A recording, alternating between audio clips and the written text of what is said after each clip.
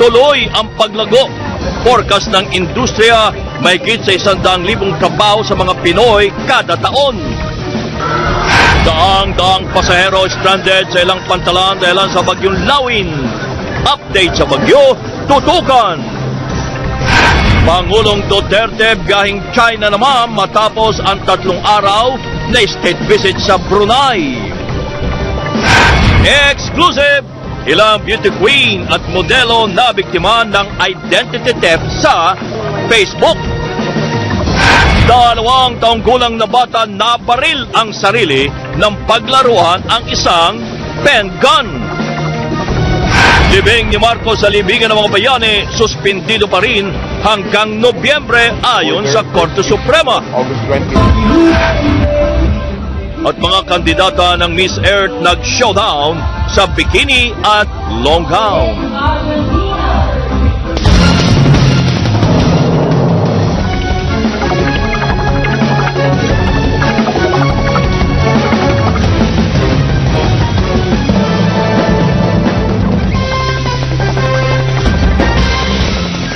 Live mula sa ABS-CBN News Center, Manila. Ito ang TV Patrol! Magandang gabi bayan! Positibo pa rin ang industriya ng BPO o Business Process Outsourcing sa kanilang paglago sa ilalim po ng Duterte Administration. Ito'y sa kabila ng mga pahayag ng Pangulo laban sa Amerika at sa European Union.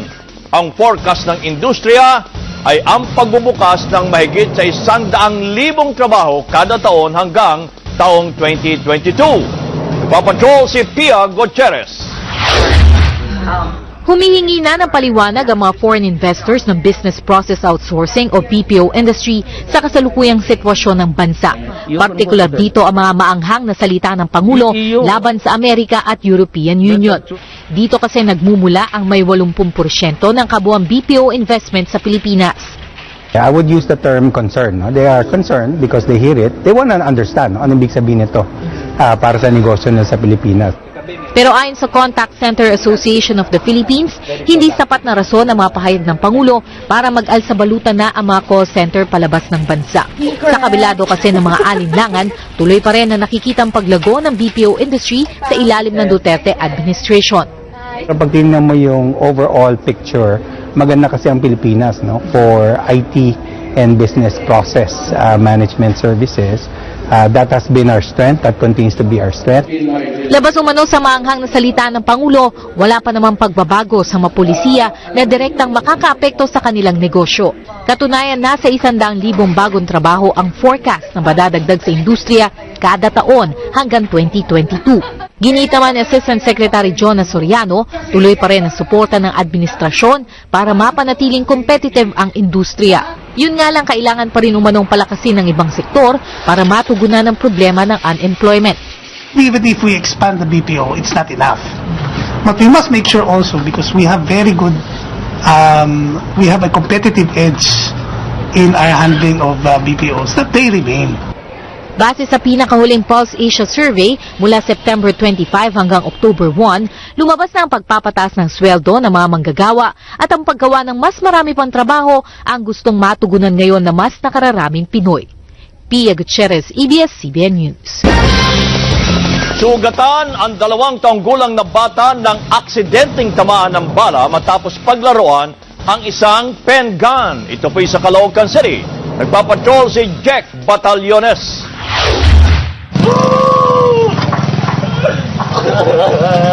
Humahagulgol sa sama ng loob ang 15 anyos na si Gerald. Tinamaan kasi ng bala sa mukha ang kanyang 2 taong gulang na kapatid na si JR matapos paglaruan ng isang pen gun sa may 4th Avenue sa Caloocan City. Pinatabi lang po sa akin yun.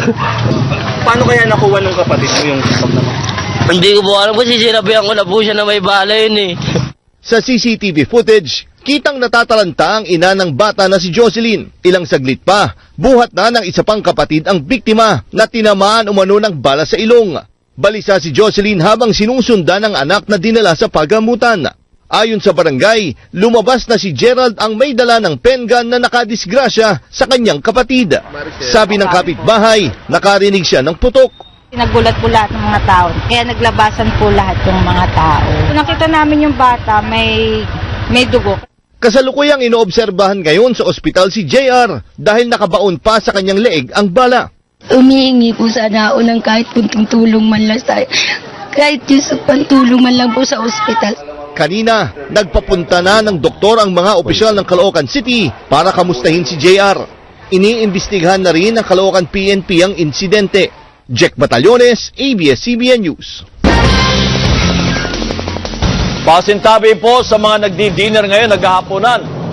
Aabot sa mahigit 100 ang bilang ng mga bangkay na na-recover sa loob ng isang punerarya sa Quezon City. At naglipana na ang mga pesting insekto sa bodega ng punerarya kung saan nakalagak ang iba pang bangkay. Nagpapatrol si Dolan Castro. Muling sumugod ang mga kawani ng QC Health Department at Barangay Paang Bundok sa Henry's Funeral sa Bonifacio, Quezon City. Layon nila na may sprayan ng pandisinfect ang bodega kung saan nakalagak ang mga bangkay doon. Maya-maya pa, isa-isa na inilipat ang mga bangkay sa morgue. Pero hindi naging madali, lalo't masangsang na ang amoy ng mga bangkay na karamihan ay naagnas na rin. Dito na inisprayan ang mga kabaong. Pero nang buksan ang mga ito, naging balang karamihan dahil naglabasan at nagliparan ang mga ipis mula roon. Sa pagtaya ng Health Department at Civil Registry, aabot sa 120 bangkay na ang nakaimbak sa loob ng punerarya. Peste na talaga ito. Infested na talaga ng mga itis, daga. At kung titingnan mo yung nung pinasok natin yung morgue nila, may laraw na, may mga lamok na. So, talagang hindi nakaaya-aya. Mapapasarap mo lang ito ng husto pag wala na yung mga patay. Ang pinakamasaklap dito, hindi lumalabas yung operator, may-ari, opisyal nila, manager nila. So, hindi namin alam kung sinong kakausapin. But, as mandated by law, kailangan na ma-dispose yan. Ikinatuwa naman ng mga residente ang pag-aksyon ng City Hall. Yung formalin po hindi namin naamoy, pero yung patay, sa lababo nangangamoy. Kanina, pinadasalan at binendasyonan ng pari ang mga bangkay. Sa ngayon, pasamantalang iginandado muna ang puneraryang ito sa Bonifacio, Quezon City. Inaasahan naman na bukas ay gagawin ng mass burial sa bahagi naman ng Novaliches, Quezon City. Dolan Castro, ABS-CBN News. Bigo ang Korte Suprema na maglabas ng desisyon sa consolidated petitions laban sa planong paglibing kay dating Pangulong Marcos sa libingan ng mga bayani. Pero pinalawig naman ang status quo anti-order na pumipigil sa gobyerno na ituloy ang planong paglibing sa yumaong diktador. Nagpapatrol, Ina Reformina. Minahal natin si Marcos. Mula pa kahapon, nag-abang na ang daan-daang Marcos loyalist sa Padre Faura hanggang sa en banc session ng Korte Suprema kaninang umaga. Naka-agenda kasi ang deliberasyon sa 7 consolidated petitions na kumukontra sa plano ng gobyerno na ilibing si dating Pangulong Ferdinand Marcos sa libingan ng mga bayani. Sa araw na ito rin napaso ang status quo anti-order na pumipigil sa libing ni Marcos habang wala pang desisyon sa kaso. Pero walang botohang nangyari. Sa halip, pinalawig pa ng SC ang status quo anti-order. The court has extended the status quo anti-order first issued on August 23 and first extended on September 7, 2016 to November 8, 2016. Ibig sabihin, hindi pa rin maaring mailibing ang malabi ni Marcos sa libingan ng mga bayani. Dumating naman sa SC ang mga anak ni Marcos, sina dating Senador Bongbong Marcos at Irene Marcos Araneta para pasalamatan ang kanilang mga taga-suporta. Umasa man sila na nagkabotohan sana kanina, sinabi ng dating senador na mas maigi na rin na may mas mahaba pang panahon ng mga maestrado para pag-aralan ng kaso. Pabayaan natin ang ating mga justice na sila ay pag-isipan, pag-aralan, pagdebatihan, pag-usapan ang mga issue tungkol dito. At ako'y nakakatiyak na ang punot dulo nito ay sila ay sasang-ayon. Pray for Natuwa naman ang Coalition Against Marcos Burial na naglunsad pa ng #PrayFor8 dahil 8 boto ang kailangan nila para maipanalo ang kaso laban sa Marcos Burial sa libingan ng mga bayani. Nagpapasalamat kami sa Korte Suprema na yung aming ninanasa to defer further yung pag-uusap at pag-aaral tungkol sa mga nangyayari yun sa consideration, tila na ibigay naman. Ina Reformina, ABS-CBN News. Stranded ang ilang turista sa Batanes dahil sa masamang lagay ng panahon. Nagkaproblema pa sa airport kanina nang hindi pasakayin ang ilang pasahero. Mula Basco, Batanes, nagpapatrol, Ron Gagalak.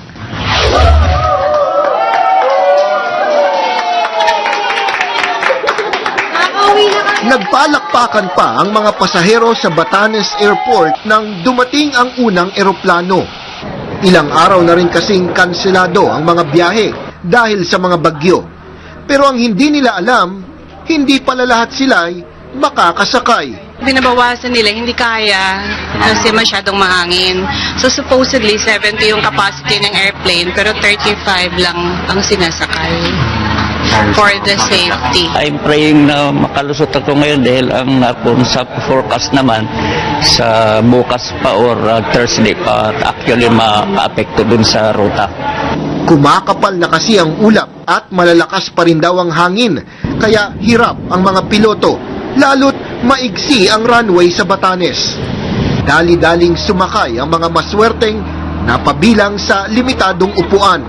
Pero hindi rin pala isinakay ang kanilang mga bagahe, kaya nagngingit-ngit ang mga ito nang dumating sa NAIA.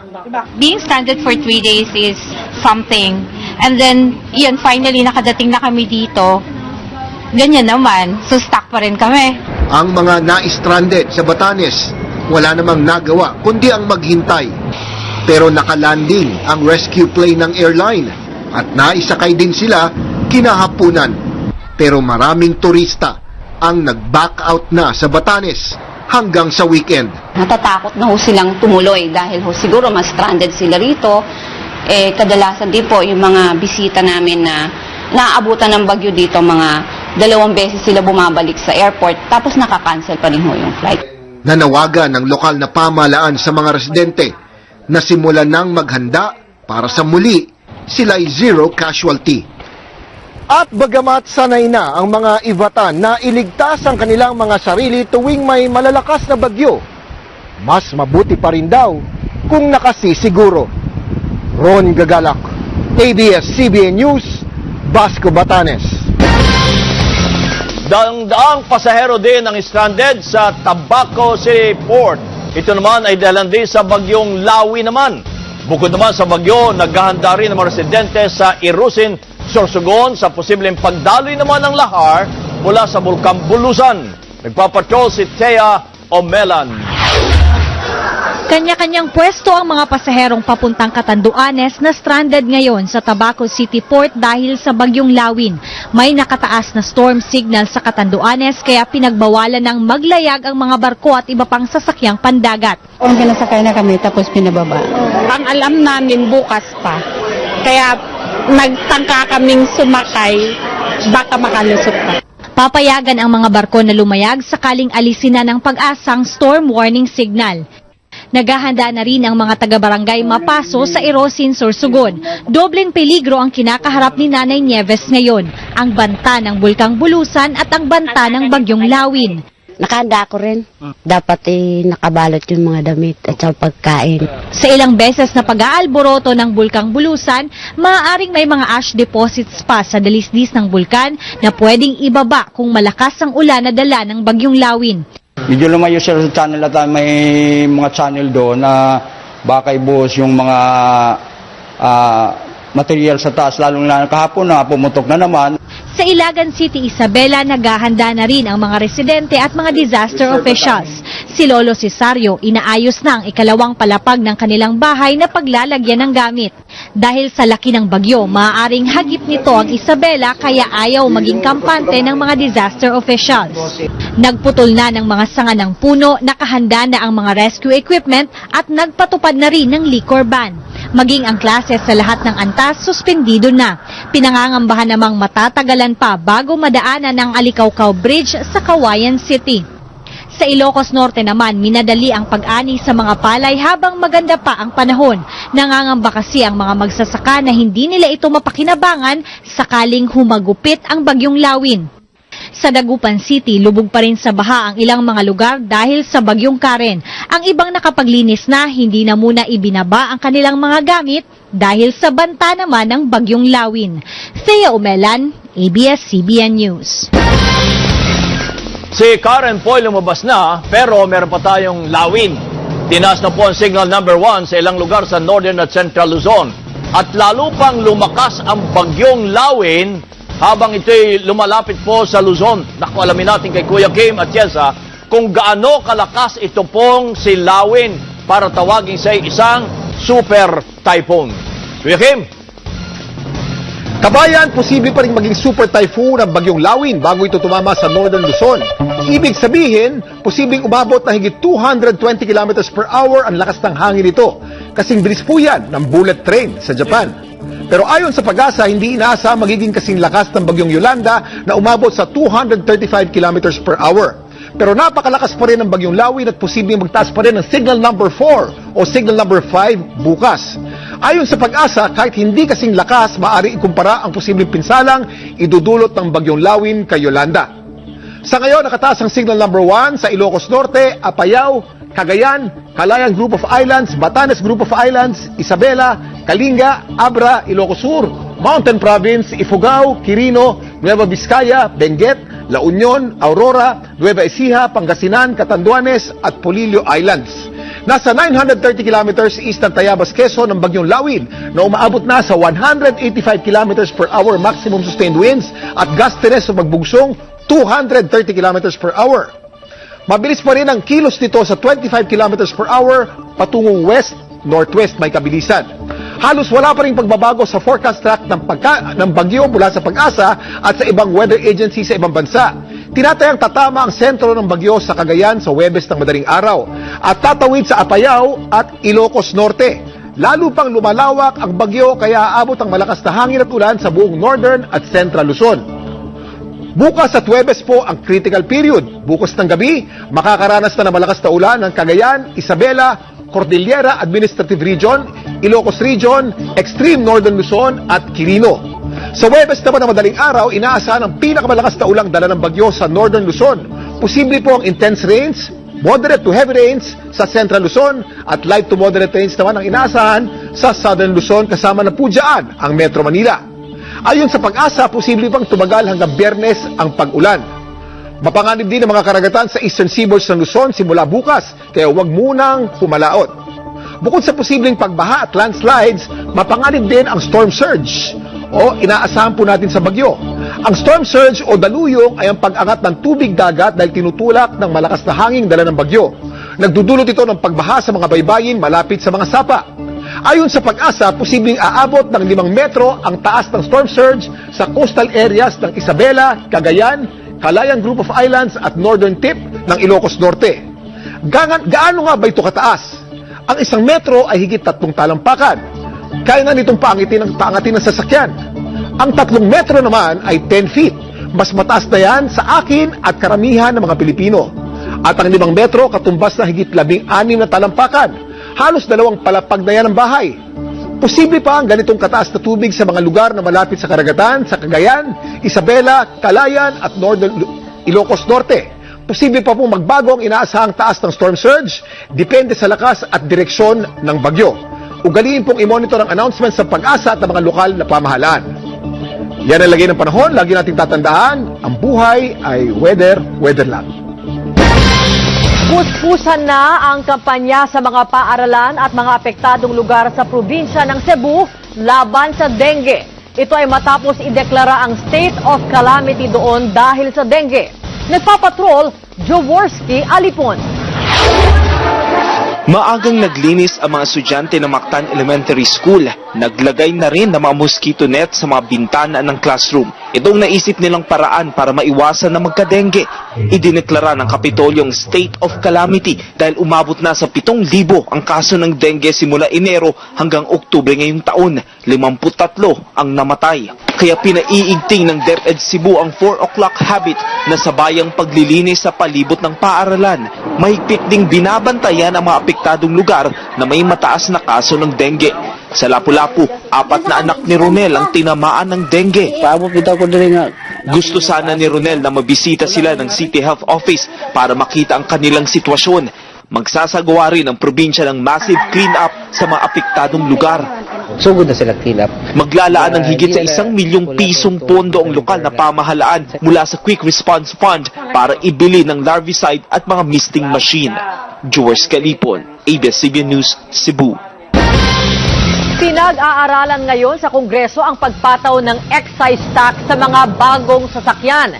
Isa ito sa mga naiisip na solusyon ng gobyerno para mabawasan ang matinding traffic sa kalsada. Nagpapatrol, Jackie Manaban. Isa-isang hinila ng Interagency Council on Traffic ang mga sasakyang nakaparada sa mga bangketa. Sinuyod nila ang Quezon City hanggang Manila. Mula kahapon, mahigit 100 na ang nahuli nilang illegal parking. Talagang punong-puno na. So ngayon sa Tumana naman, yan ang magiging problema natin, yung impounding space natin. Karamihan sa nahuli, mga pribadong sasakyan. Base sa datos ng Kampi, sa loob ng 4 hanggang 5 taon, tumaas ng average na 16% ang may bebentang sasakyan kada taon. Ngayong 2016, 370,000 ang inaasahang maibebenta. Ang isa sa dahilan, mura ang pagbili ng mga bagong sasakyan. Kaya ang Kongreso, seryosong pag-aaralan ang pagpataw ng excise tax sa mga bagong sasakyan. Posibleng madagdagan ang presyo ng mga bibilihing sasakyan ng 400,000 hanggang 600,000 pesos. Naintindihan naman daw ng Kampi ang layo ng Kongreso, pero may negatibong epekto raw ito sa ekonomiya. Pero para sa isang motoring journalist, posibleng hindi ito maging epektibo. It will be a very temporary slowdown in the buying habits. Initially, the buyers will scramble to buy because there's news na aakyat na ang presyo dahil sa excise tax. Buying a car is both a necessity and it is an emotional item. The buyer will just adjust his budget. Ayon sa isang ekonomista, makatutulong na makabawas sa traffic congestion na gawing mas mahal ang pagbili ng sasakyan. Pero kailangan itong pag-aralang mabuti. Kailangan ma-ensure na itong percentage ng tax ay talaga makakapag-cause ng pagbabago sa behavior ng consumer. Kasi kapag wala naman, di medyo wala masyadong impact ito. Kailangan natin tandaan na ito ay isang national na program. Kapag pinataw mo itong excise tax, pati yung mga sa probinsya, ay matatamaan ito. Ang pagdagdag ng excise tax sa bagong sasakyan ay dagdag kita rin sa gobyerno na makatutulong sa planong pagbaba ng personal income tax. Jackie Manabat, ABS-CBN News. Biyahing China na ngayon si Pangulong Rodrigo Duterte para po sa 4 na araw naman na pagdalaw state visit. Hindi patiyak kung itutulak ng Pangulo sa presidente naman ng China ang kanyang planong pagsasagawa ng joint military exercises ng dalawang bansa. Samantala sa Brunei, bagamat walang konkretong napirmahang kasunduan, nakakasana mga proyekto na pang-ayuda sa ekonomiya, trade at investment ng Brunei sa Pilipinas. Nagpapatrol, Doris Bigornia. Sa isang panayam sa Hong Kong-based Phoenix TV, sabi ng presidente, bukas siya sa pagsasagawa ng War Games kasama ang bansang China. Kaagad pinuna ito sa social media at may mga naalarma din sa mistulang kambyo sa foreign policy ng administrasyon. Sa napakahabang panahon, ang Estados Unidos ang malaking partner ng Pinas sa War Games. Pero mismong defense chief ni Duterte ay walang problemang nakikita doon. Wala naman siguro kasi we also have exercises with other countries like Australia noon and for a while with Singapore. Kinalma din ni Communications Chief Martin Andanar ang pangamba ng iba sa tila pakikipag-best friend ng bansa sa China. Binubuksan nga ng ating Pangulo ang pintuan ng ating bansa sa hindi lang sa China kundi sa mga bansang gustong mag-invest sa bansa natin. At the end of the day, China is the number 2 economy in the world. Dagdag ni Secretary Lorenzana, kailangan munang plansahin ang lahat bago makipag-war game sa China at tansya niya, matatagalan pa iyon. Bago naman umalis sa Brunei, binigyan ng magarbong state banquet kagabi ni Sultan Hassan al-Bolkiah si Pangulong Duterte. Agad iginiit ng dalawang lider ang kanilang pasasalamat sa isa't isa, sabay pangako ng patuloy na pagtutulungan. In store for us are many opportunities to further strengthen our partnership in trade and investments, in the political security cooperation, in the peaceful settlement of disputes, in bringing just and lasting peace to Mindanao, and in building a stronger ASEAN. There remains much potential to be tapped in our economic cooperation. This includes strengthening our work in the energy sector, as well as exploring new areas in the halal industry.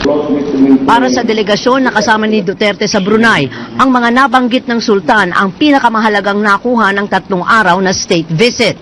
Bukod sa palitan ng kalakal, ikinakasa na din ang rail project na magdudugtong sa Pinas, Indonesia at iba pang kapitbahay na bansa sa ASEAN.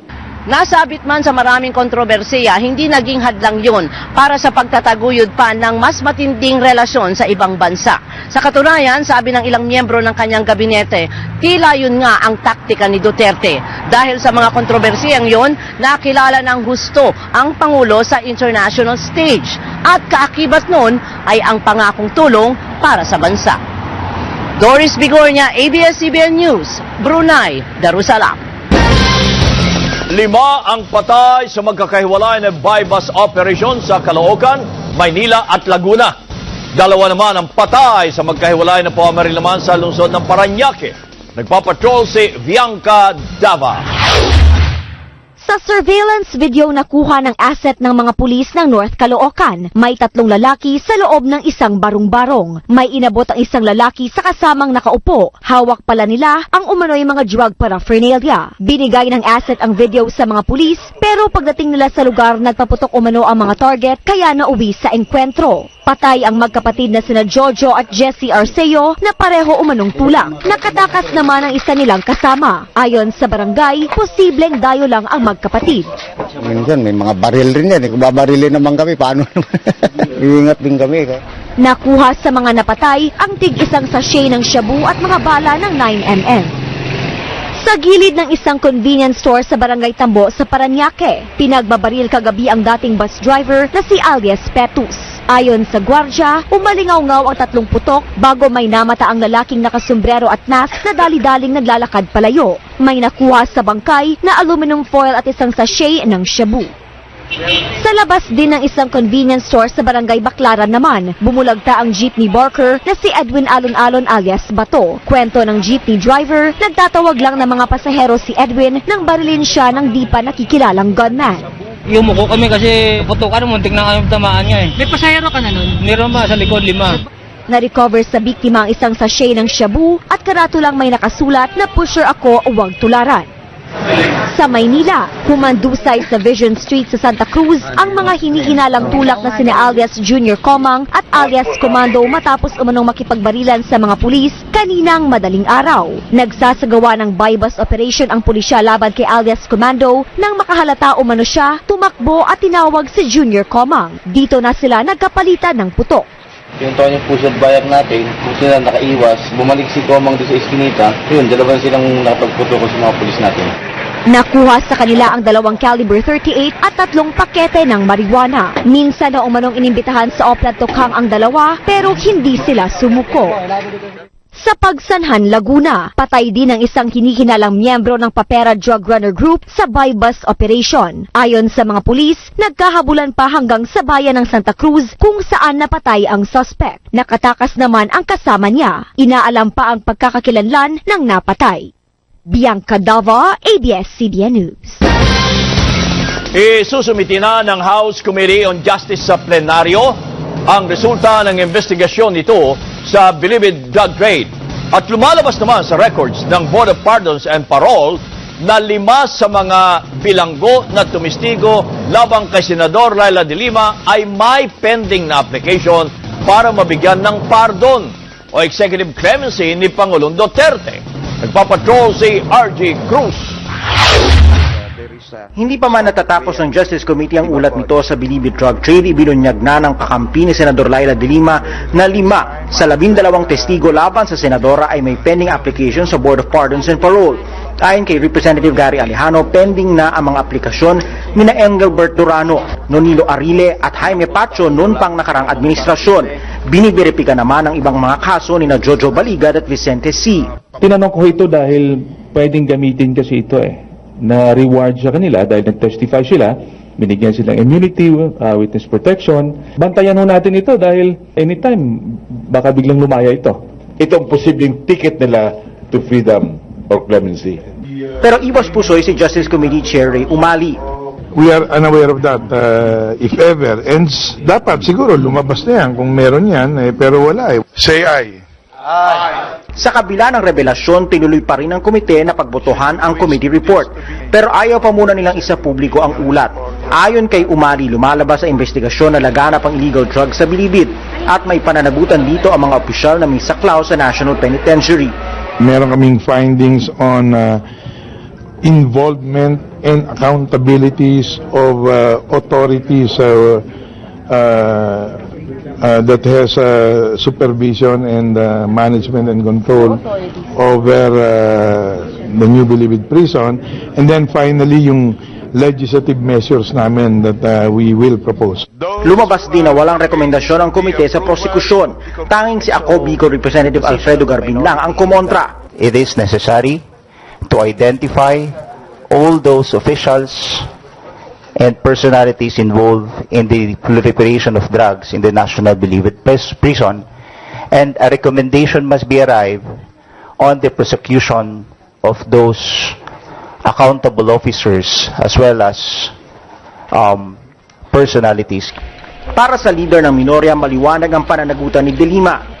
I read a portion of the report and it clearly says that there was manifestation of malfeasance, abuse of authority, connivance, what else, conspiracy.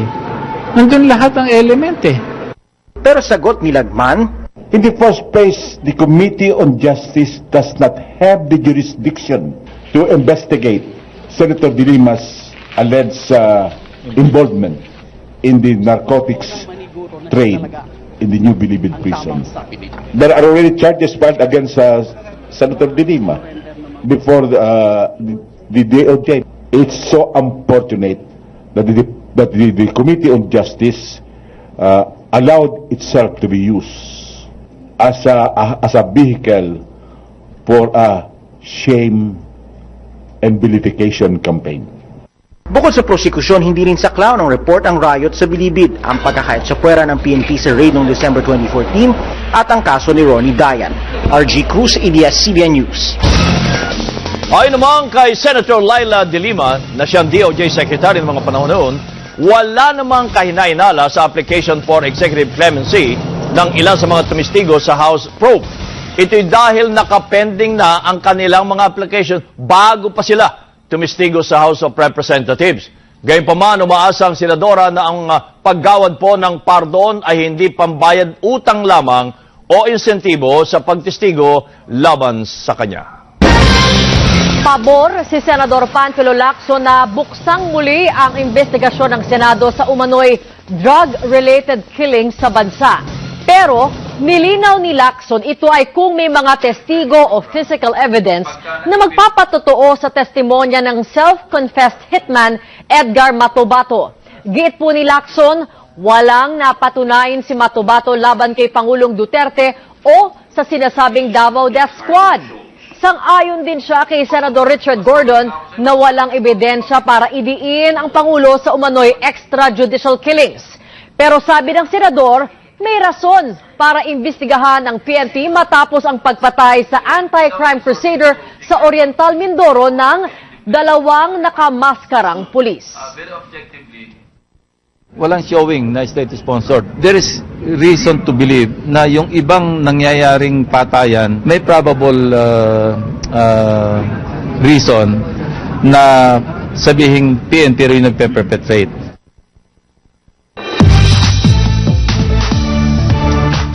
Kabilang sa Oscar predictions para sa Best Foreign Film nominees ang pelikulang Marosa.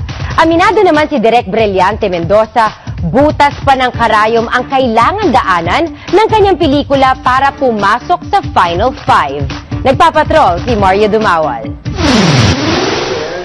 Good news ang balitang malakas ang laban ng Marosa ni Brillante Mendoza sa 89th Oscars Best Foreign Film base sa pasada ng mga kritiko ng 85 entries worldwide. Pero ayaw magkampante ni Mendoza dahil mahaba pa ang proseso bago makapasok sa final top 5 nominees. It doesn't end there. It's the Academy members will decide. They have to see the film. Somebody has to show the film to them, invite them to different screening until it's shortlisted.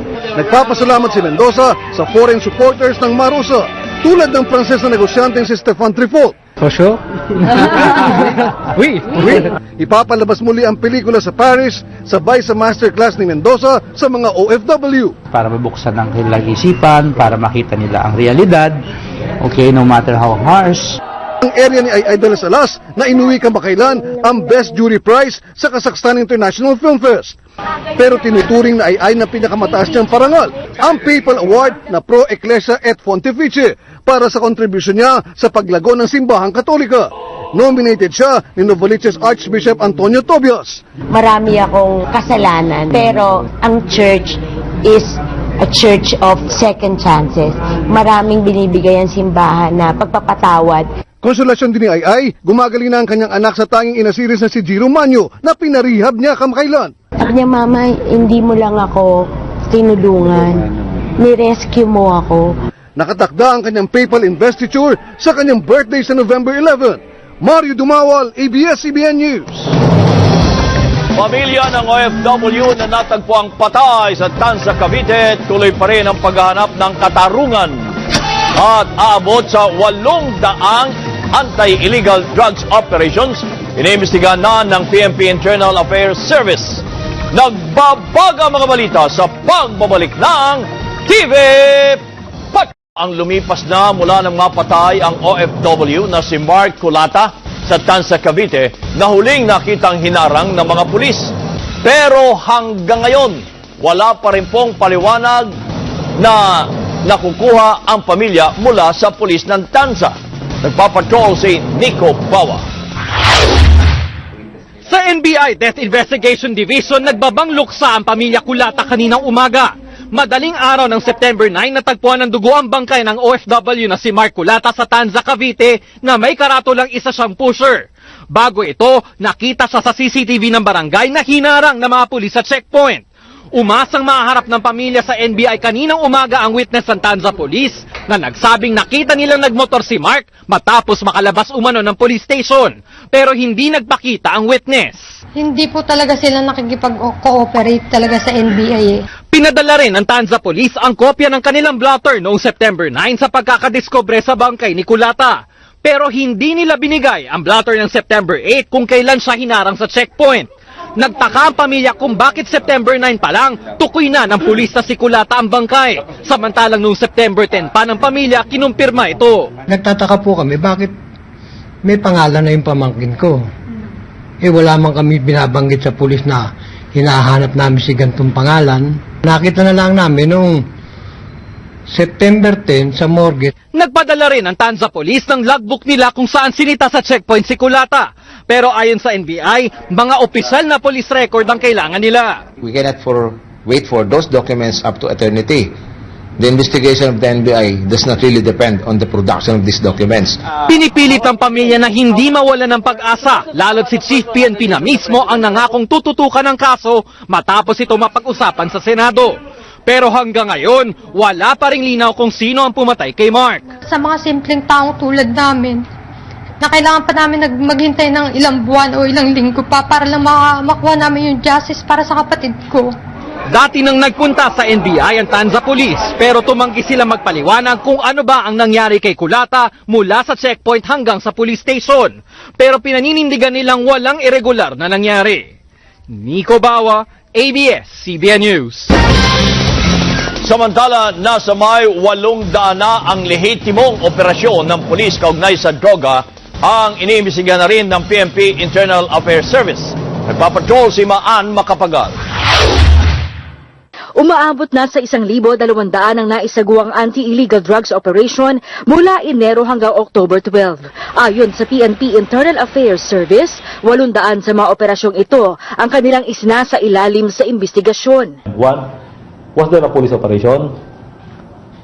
2, was there a discharge of firearm? May namatay ba? Based on that, we make our motu proprio investigations. 547 of them have been charged. 356 are still pending, awaiting, may hinihintay lang kaming other documents.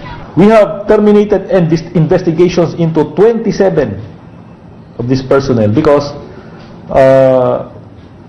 upon investigation, makita namin na legitimate. Ayon sa PNP IAS, bukod sa motu proprio, patong-patong na kaso na ang kanilang iniimbestigahan, lalo na mga pulis na nasa umano'y narco list para makakalap ng ebidensya at magsagawa ng lifestyle check. 200 lang yung investigators ko nationwide.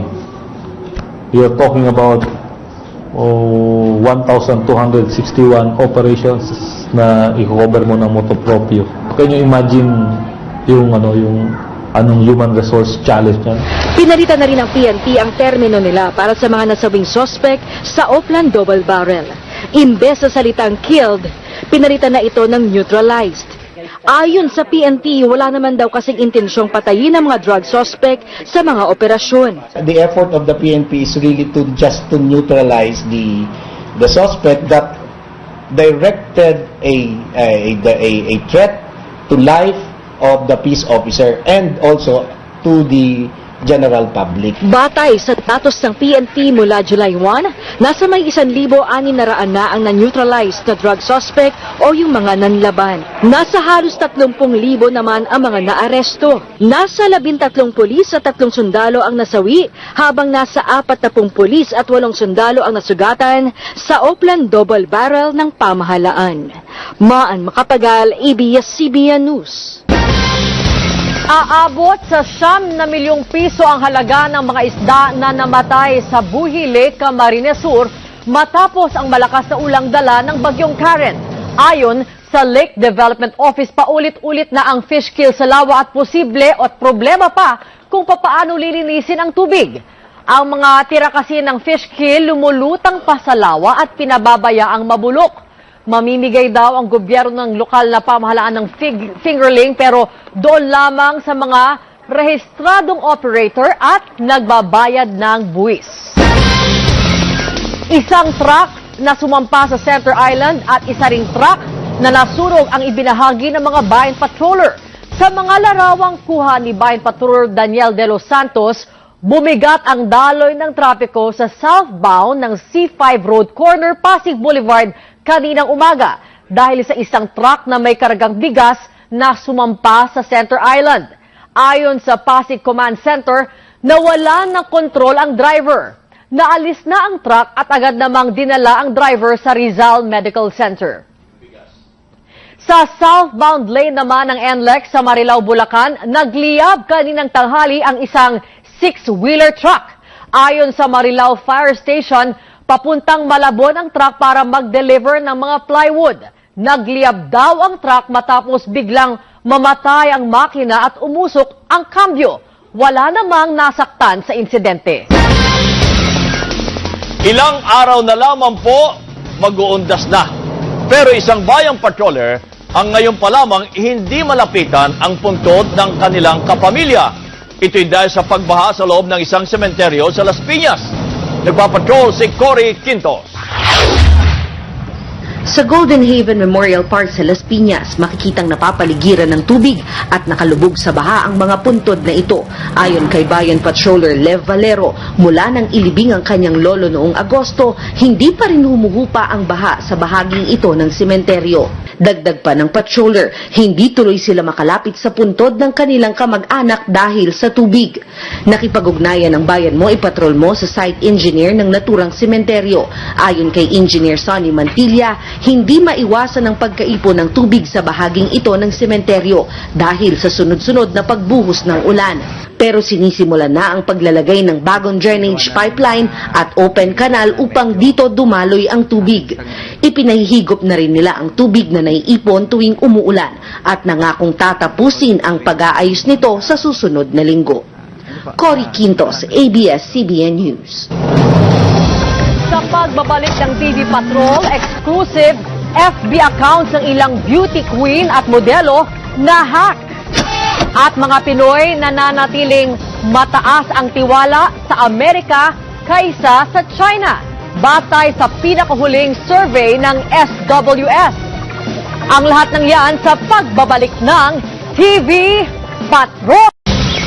Humingi ng tulong sa NBI ang ilang beauty queen at modelo matapos umanong makuha ng hacker ang kanilang Facebook account at ilang mahahalagang dokumento. Exclusive nagpapatrol, Nico Bawa. Dumulog sa NBI Anti-Organized and Transnational Crimes Division ang mga semi-finalists ng Miss World Philippines at Miss Manila na sina Sarah Hoson at Roslyn Evardo. Naloko raw sila ng isang hacker na nagkunwaring event coordinator sa Facebook at niyaya silang sumali sa isang event kasama ang iba pa mga modelo at beauty queen. Nag-check din ako ng ibang accounts, so nakita ko mukha naman legit. Hiningan si Evardo ng mga picture at mga ID at pinarehistro sa isang website.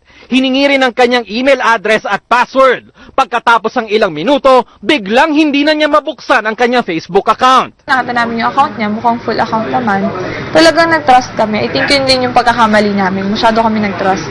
Pati ang kaibigan niyang si Hoson na biktima ng parehong modus. Nag-aalala sila na magamit ang kanilang mga ID at litrato sa mga transaksyon, lalo't base sa kwento ng isa pang biktima, ginamit ang account para humingi ng pera sa mga kaibigan niya sa Facebook.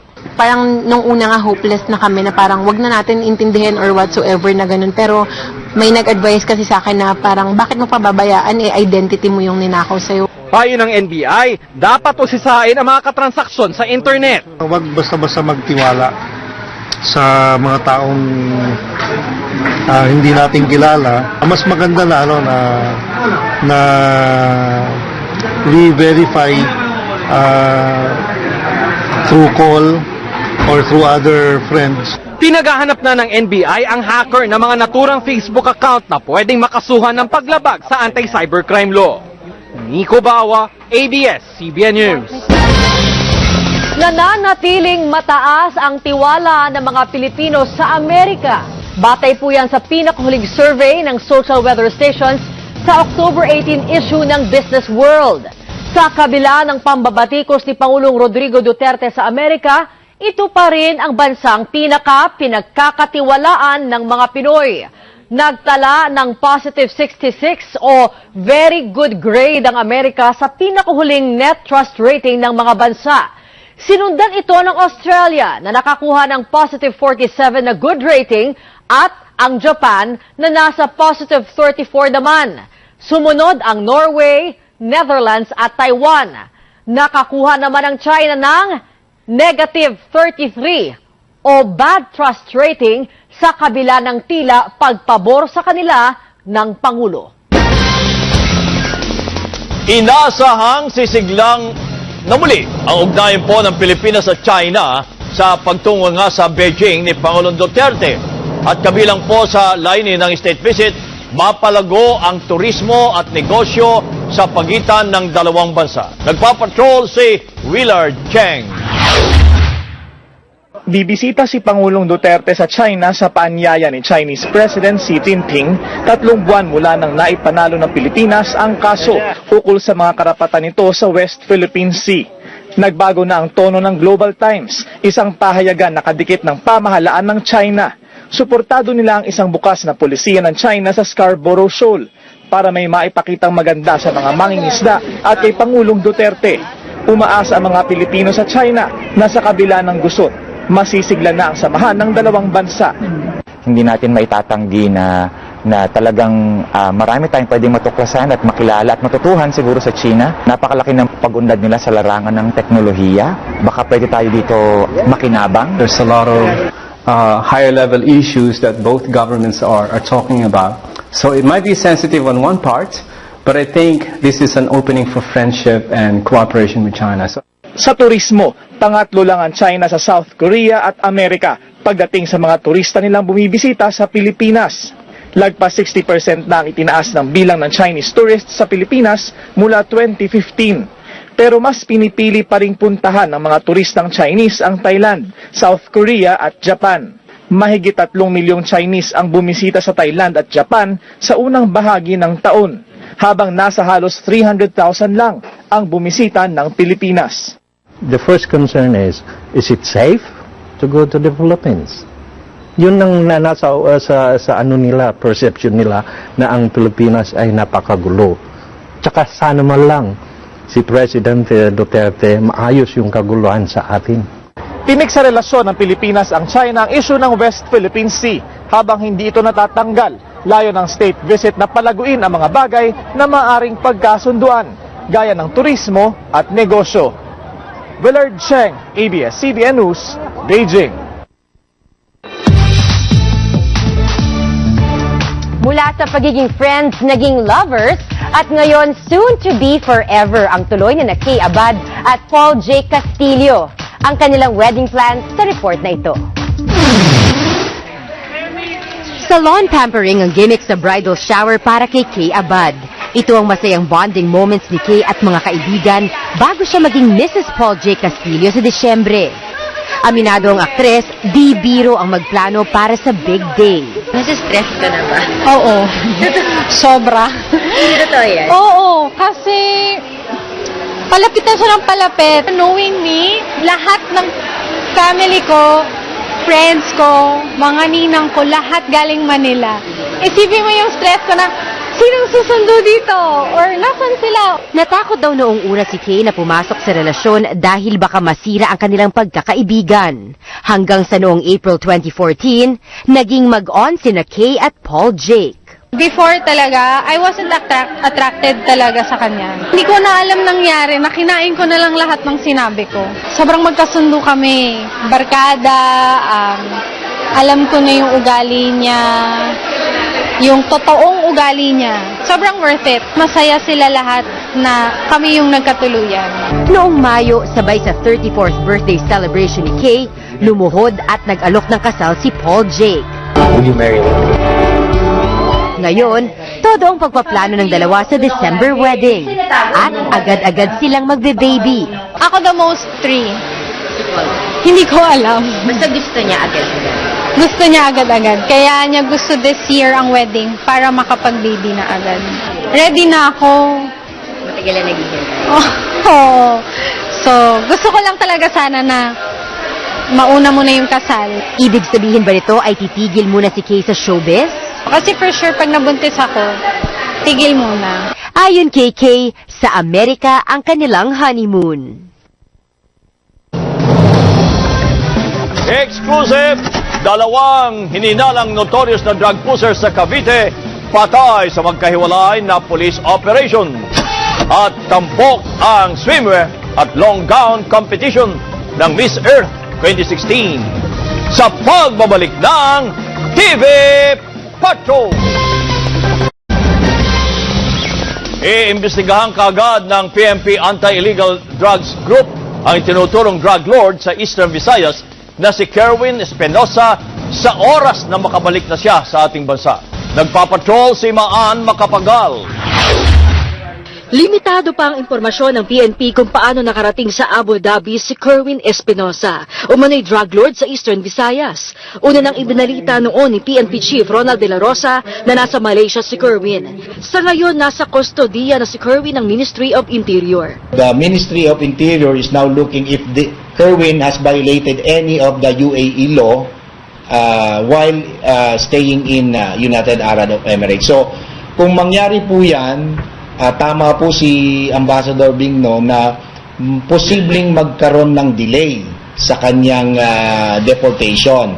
Sakaling makabalik sa bansa si Kerwin, mahigpit siyang babantayan at agad na isasalang sa investigasyon ng PNP Anti-Illegal Drugs Group bago iharap sa korte sa Leyte na naglabas ng kanyang warrant of arrest. Hopefully, makuha natin sa kanya kung ano yung mga posibleng mga impormasyon na makakatulong sa ating campaign against illegal drugs at yun, kung who are part of his network his operation in Eastern Visayas. Ikinatuwa naman ng hepe ng Alguera Leyte Police ang pagkakadakip kay Kerwin.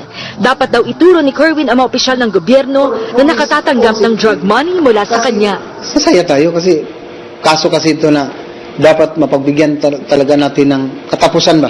Ayon naman sa tagapagsalita ng Police Regional Office 8, malaki ang maitutulong ni Kerwin para madiin sa kaso ang mga nagpasasa sa drug money. We can say that we have crippled the Espinosa drug group, the biggest drug group in Region 8. Tumanggi namang magbigay ng pahayag ang ama ni Kerwin na si Alguera Mayor Rolando Espinosa Sr. na nakakulong ngayon sa Baybay City Sub-Provincial Jail sa Leyte. Maan Makapagal, ABS-CBN News. Patay naman sa magkahiwalay na police operation ang number 2 high-value target drug personality sa Cavite City at notorious na tulak matapos umano na makipagbarilan sa mga pulis sa Dasmariñas, Cavite. Timbog din ang isang pulis mula Padre Burgos sa Quezon matapos mahuli naman sa isang pot session sa lungsod pa rin ng Dasmariñas. Nagpapatrol si Dominic Almilor. Napakasakal na po, sir! Bakit nilagyan dyan? Naghihinagpis si Ginang Lilia Ortiz nang mabalitaang napatay sa police operation ng 22 anyos na apong si Jurens Orcas. Sa amateur video ni Rosel Calderon, makikitang nakalubog sa dagat palapit sa mga nakatayong bahay ang wala ng buhay na katawan ni Orcas. Pinagtulungan na lang sa buhatin para maiahon papunta sa Pampang.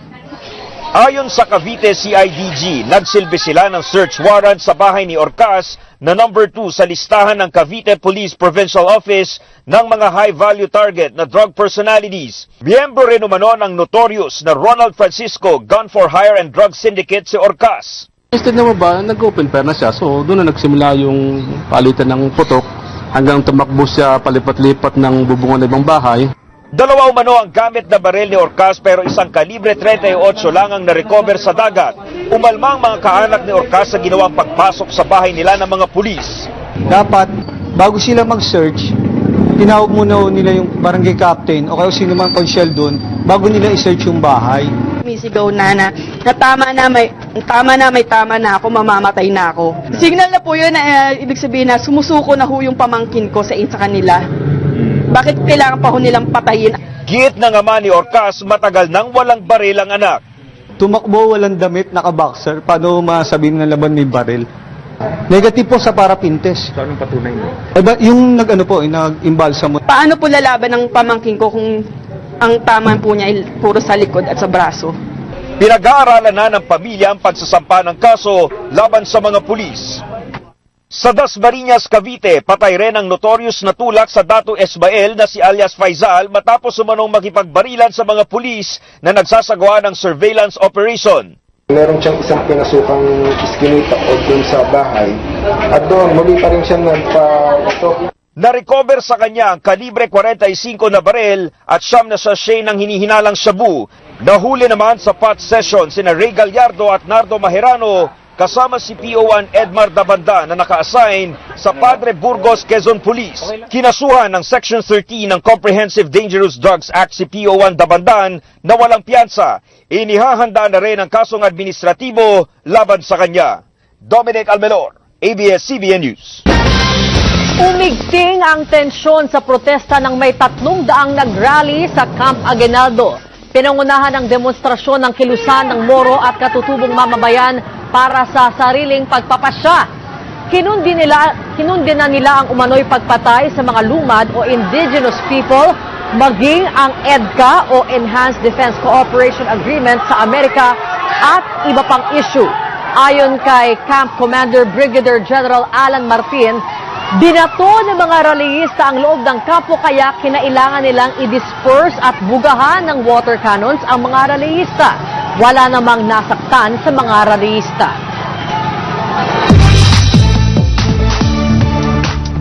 Rumampa sa Sorsogon ang magaganda at sexing kandidata ng Miss Earth. Nagpapasalamat naman ang mga Bicolano sa tulong nito sa turismo. Nagpapatrol si Karen Cannon.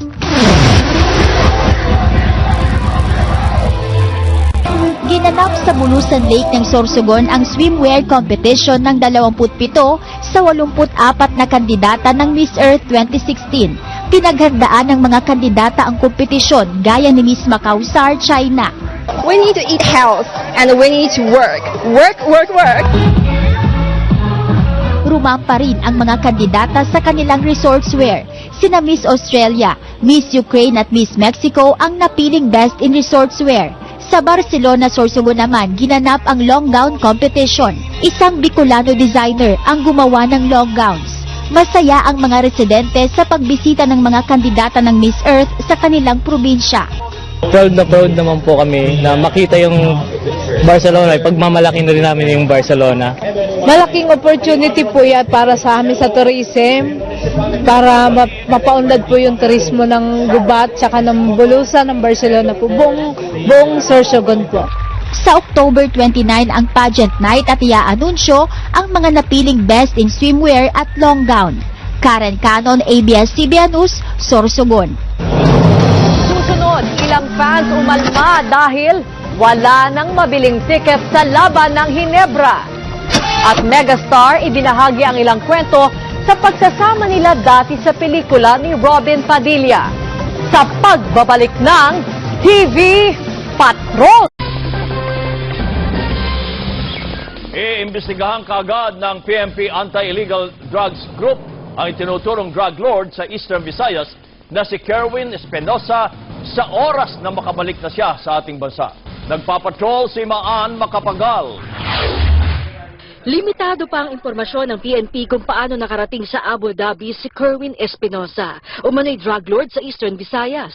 Una nang ibinalita noon ni PNP Chief Ronald De La Rosa na nasa Malaysia si Kerwin. Sa ngayon, nasa kustodiya na si Kerwin ng Ministry of Interior. The Ministry of Interior is now looking if Kerwin has violated any of the UAE law while staying in United Arab Emirates. So, kung mangyari po yan, tama po si Ambassador Bingno na posibleng magkaroon ng delay sa kanyang deportation. Sakaling makabalik sa bansa si Kerwin, mahigpit siyang babantayan at agad na isasalang sa investigasyon ng PNP Anti-Illegal Drugs Group. Bago iharap sa korte sa Leyte na naglabas ng kanyang warrant of arrest. Hopefully, makuha natin sa kanya kung ano yung mga posibleng mga impormasyon na makakatulong sa ating campaign against illegal drugs at yun, kung who are part of his network in his operation in Eastern Visayas. Ikinatuwa naman ng hepe ng Alguera Leyte Police ang pagkakadakip kay Kerwin. Dapat daw ituro ni Kerwin ang mga opisyal ng gobyerno na nakatatanggap ng drug money mula sa kanya. Masaya tayo kasi kaso kasi ito na dapat mapagbigyan talaga natin ng katapusan ba? Ayon naman sa tagapagsalita ng Police Regional Office 8, malaki ang maitutulong ni Kerwin para madiin sa kaso ang mga nagpasasa sa drug money. We can say that we have crippled the Espinosa drug group, the biggest drug group in Region 8. Tumanggi namang magbigay ng pahayag ang ama ni Kerwin na si Alguera Mayor Rolando Espinosa Sr. na nakakulong ngayon sa Baybay City Sub-Provincial Jail sa Leyte. Maan Macapagal, ABS-CBN News. Patay naman sa magkahiwalay na police operation ang number 2 high-value target drug personality sa Cavite City at notorious na tulak matapos umano na makipagbarilan sa mga pulis sa Dasmariñas, Cavite. Timbog din ang isang pulis mula Padre Burgos sa Quezon matapos mahuli naman sa isang patsesyon sa lungsod pa rin ng Dasmariñas. Nagpapatrol si Dominic Almilor. Napakasakal na po, sir! Bakit nilagyan dyan? Naghihinagpis si Ginang Lilia Ortiz nang mabalitaang napatay sa police operation ng 22 anyos na apong si Jurens Orcas. Sa amateur video ni Rosel Calderon, makikitang nakalubog sa dagat malapit sa mga nakatayong bahay ang wala ng buhay na katawan ni Orcas. Pinagtulungan na lang siyang buhatin para maiahon papunta sa Pampang. Ayon sa Cavite CIDG, nagsilbi sila ng search warrant sa bahay ni Orcas na number 2 sa listahan ng Cavite Police Provincial Office ng mga high-value target na drug personalities. Miyembro rin umano ng notorious na Ronald Francisco Gun for Hire and Drug Syndicate si Orcas. Instead naman ba, nag-open fair na siya. So doon na nagsimula yung palitan ng putok hanggang tumakbo siya palipat-lipat ng bubungan ng ibang bahay. Dalawa umano ang gamit na baril ni Orcas pero isang kalibre 38 lang ang na-recover sa dagat. Umalma ang mga kaanak ni Orcas sa ginawang pagpasok sa bahay nila ng mga pulis. Dapat, bago sila mag-search, tinawag muna nila yung barangay captain o kaya sino man consyal doon bago nila i-search yung bahay. Misigaw na tama na ako, mamamatay na ako. Signal na po yun na ibig sabihin na sumusuko na ho yung pamangkin ko sa kanila. Bakit kailangan pa ho nilang patayin? Giit ng ama ni Orcas, matagal nang walang baril ang anak. Tumakbo, walang damit, naka-boxer. Paano masabihin na laban may baril? Negative po sa parapintes. Anong patunay mo? Yung nag-imbalsa mo. Paano po lalaban ng pamangkin ko kung ang tama po niya ay puro sa likod at sa braso? Pinag-aaralan na ng pamilya ang pagsasampa ng kaso laban sa mga pulis. Sa Dasmariñas, Cavite, patay rin ang notorious na tulak sa Datu Esmael na si alias Faizal matapos umanong makipagbarilan sa mga pulis na nagsasagawa ng surveillance operation. Meron siyang isang pinasukang iskinita o dun sa bahay at doon muli pa rin siya nagpa-ito. Na-recover sa kanya ang kalibre 45 na baril at siyam na sachet ng hinihinalang shabu. Nahuli naman sa pot session sina Ray Gallardo at Nardo Maherano kasama si PO1 Edmar Dabanda na naka-assign sa Padre Burgos, Quezon Police. Kinasuhan ng Section 13 ng Comprehensive Dangerous Drugs Act si PO1 Dabandan na walang piyansa. Inihahanda na rin ang kasong administratibo laban sa kanya. Dominic Almelor, ABS-CBN News. Umigting ang tensyon sa protesta ng may 300 nag-rally sa Camp Aguinaldo. Pinangunahan ng demonstrasyon ng kilusan ng Moro at katutubong mamabayan para sa sariling pagpapasya.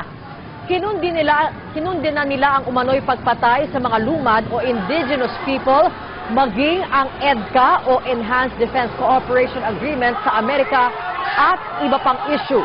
Ayon kay Camp Commander Brigadier General Alan Martin, binato ng mga rallyista ang loob ng kampo kaya kinailangan nilang i-disperse at bugahan ng water cannons ang mga rallyista. Wala namang nasaktan sa mga rallyista.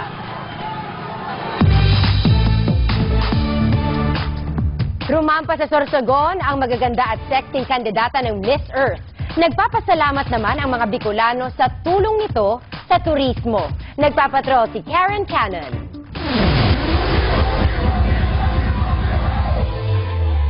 Ginanap sa Bulusan Lake ng Sorsogon ang swimwear competition ng 27 sa 84 na kandidata ng Miss Earth 2016. Pinaghandaan ng mga kandidata ang kompetisyon gaya ni Miss Macau Sar, China. We need to eat health and we need to work. Work, work, work. Rumampa rin ang mga kandidata sa kanilang resortswear. Sina Miss Australia, Miss Ukraine at Miss Mexico ang napiling best in resortswear. Sa Barcelona, Sorsogon naman, ginanap ang long gown competition. Isang Bicolano designer ang gumawa ng long gowns. Masaya ang mga residente sa pagbisita ng mga kandidata ng Miss Earth sa kanilang probinsya. Proud naman po kami na makita yung Barcelona. Pagmamalaki na rin namin yung Barcelona.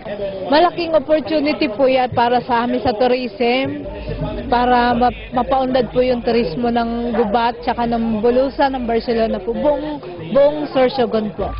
Sa October 29 ang pageant night at iaanunsyo ang mga napiling best in swimwear at long gown. Karen Cannon, ABS-CBN News, Sorsogon. Susunod, ilang fans umalma dahil wala nang mabiling ticket sa laban ng Hinebra. At megastar, ibinahagi ang ilang kwento sa pagsasama nila dati sa pelikula ni Robin Padilla. Sa pagbabalik ng TV Patrol.